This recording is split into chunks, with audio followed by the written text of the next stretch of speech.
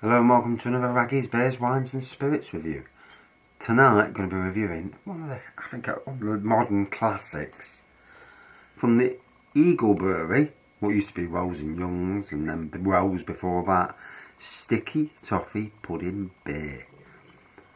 And one of them, I love the new art, I think that's probably a better design than the old design, sometimes they get it wrong, but it's quite a nice design. 5%. Eagle Brewery. The reason why it changed to Eagle Brewery was because Marston's brought out the rights, or whatever it was, to Bombardier, Banana Bread Beer, Sticky Toffee Pudding, to name but a few. That's why Charles Wells nowadays, they've got two that they've got in Asda. I've reviewed one of them, and I think it was the Triple Opt IPA. It was okay, but so with this nice dark pour. Can't see carbonation or lacing, but it's because it's dark. Just off Whitehead. Definitely toffee, but it's going to be in it, Oh, and a beautiful aroma it is.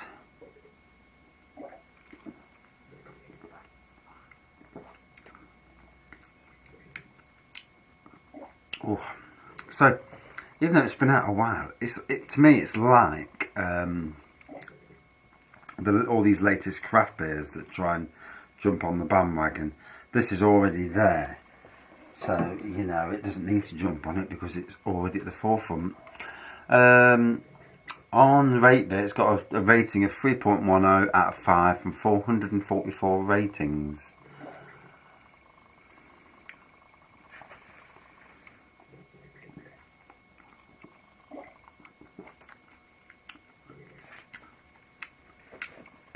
The aroma is more toffee than the taste. Probably a good thing, but it really is a lovely aroma. So I read a couple of reviews. One, 3.7 out of 5. Medium formation foam, medium density and short duration. Dark brown colour, not cloudy but very dark, that light brings ruby colours. Aroma is really surprising because it gives a real pudding sensation at first. Full of toffee, bulky, a far malted end and sweetness that turns all the aroma into something even more real as it gets warmer. A cappuccino aroma pops out. So as it gets warmer, cappuccino pops out. On the mouth, bulky. Doesn't really say anything more than that. So, another one, 3.3. This was better than the banana bread, but it didn't quite wow me. Pretty much a sweet brown ale with sugar and toffee flavours. Texture is a little thin, could be balanced better. Sort of like a cross of sweet brown ale and ESB. Glad they are distributing the 4-packs though, because they seem too pricey, especially for the pints. So, don't know what that means. I've only ever seen it in a bottle.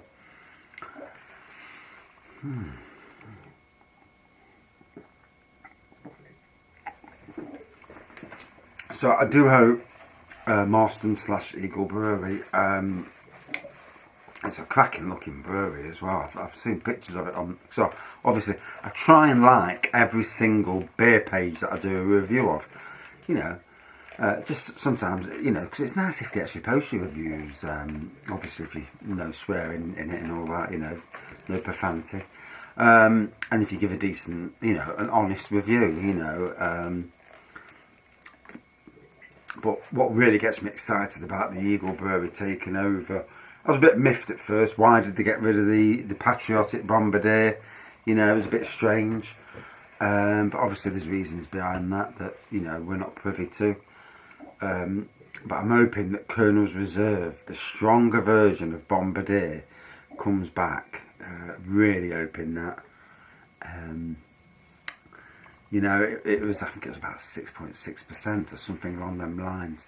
In this day and age where the stronger beers, have got so much flavour in them, it would do well in this market, and there's a lot of companies like Marston's Pedigree, Didn't they do a stronger version of that years ago? New England pedigree or something? I'm not sure what it was. I've read it somewhere. But yeah, these reserve versions, pedigree reserve, you know, there's definitely a market for all of them, you know. And even if it's on site only, you know, even if you have to buy it in bottle, definitely would buy Colonel's Reserve in bottle. And if anybody from Eagle Brewery ever watches these reviews, a mixed box of one of each of everything you do, for beer reviewers and for fans, you know, as long as the price is right, you know, you're going to sell them by the bucket load. Mixed boxes are the way forward, in my eyes anyway, you know, especially if the postage and packaging, you know, that side of things is reasonable as well. It's a good way of getting your beers out there. But anyway, back to this little fella.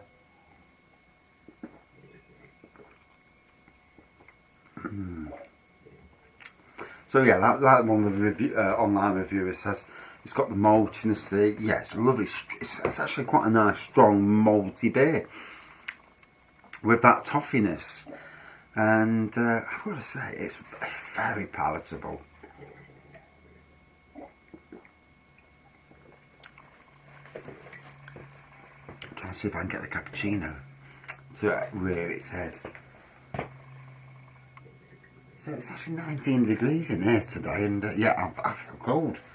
Got my jumper on, you know, it's a bit cooler outside, and I don't know if you can hear in the background, but I've still got 3 brews bubbling away. And this little fella behind me, it's a Sauvignon Blanc. It's supposed to be at the end of its process. It's still bubbling, and if it's still bubbling, then there's sugars in there. So I can't add the stabiliser yet, so I'm going to have to be a little bit more patient. I've got a nice Primitivo on the floor doing, and it's going to be a fantastic summer because I'm going to put a hold on all brewing soon, primarily to get the stocks down, because you know there's only so much beer you can have at any one time, and I've got a shed load of it, you know, and I'm in the shed, well, beer room.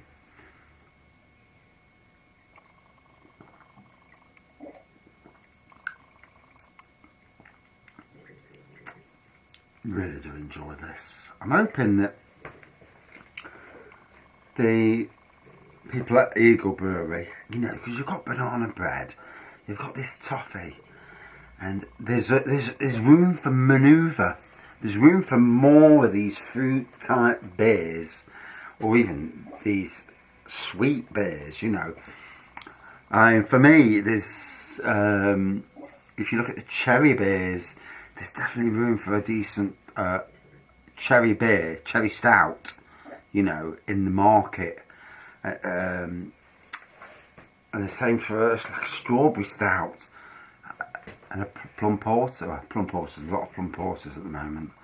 But you know, there's a good room for manoeuvre there, especially if they're strong, 6%. You know, I mean, me myself, I've started just because I am a gardener. That's my profession, and I've just started growing rhubarb again, and I'm going to use that for doing rhubarb and ginger wine, and may even do some gin with it. You never know. But I've also got raspberries growing, strawberries, and I'm hoping to get a couple of plum trees and get them growing. And you know, because fruit is expensive to buy, and if you can get it, do it yourself and harvest it yourself, you know, and straight into the barrel if you're doing like a stout, and chuck the plums in, as long as you do it the way you talk, you know, that the instructions tell you to do it. It's an interesting way of getting you know, your own plum stout. I will do it one day. I mean, I've used butterscotch flavouring before in a stout, and I think on the secondary fermentation it kind of got rid of all the taste, which was a shame, because when I first got a pint, I dropped a bit into a pint, because it only came in these like droplet things, dropped it in, you could taste the butterscotch and it was lovely. But then after that, I poured the whole lot in to the barrel, and no, you couldn't taste it. It secondary fermented out, which was a shame.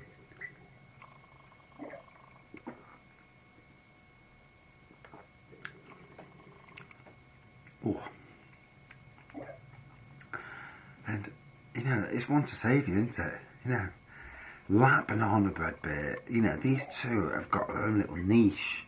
There's not many of these type of beers about. There's a lot of standard beers, and that's where you've got to, you know, if you're going to bring out a beer, you don't want to bring out an IPA or something that's been where there's 20 of them. You know, you need to stand out from the pack, and you know, that's where something like this does. When it first came out, I was like, sticky toffee pudding there. I thought, oh, you know, that sounds nice. And luckily, it lived up to that fact.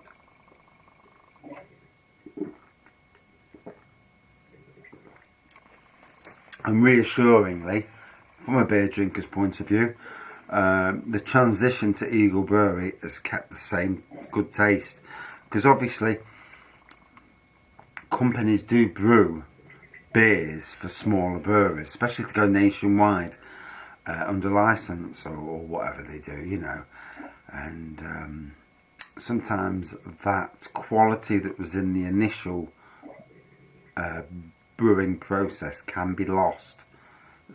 But thank God, this fella, nah, just the same, just as good.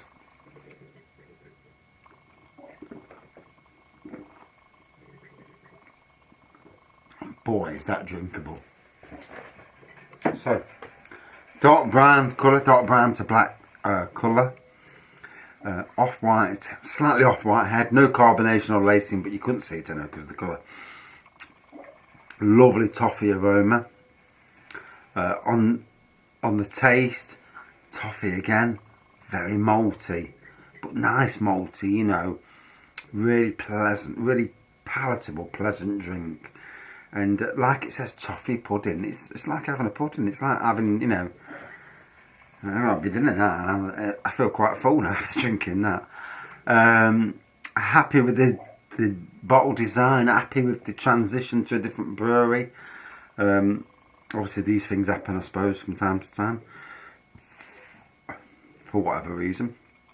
Out of 5. I still think it's a very, very good beer. And a beer that I would class as a craft beer. Because a lot of today, when you go to beer festivals, there's a lot of beers that try to do what they do. The sticky toffee pudding and all these sort of things. Some fail miserably. They're very weak beers. That's a nice creamy beer.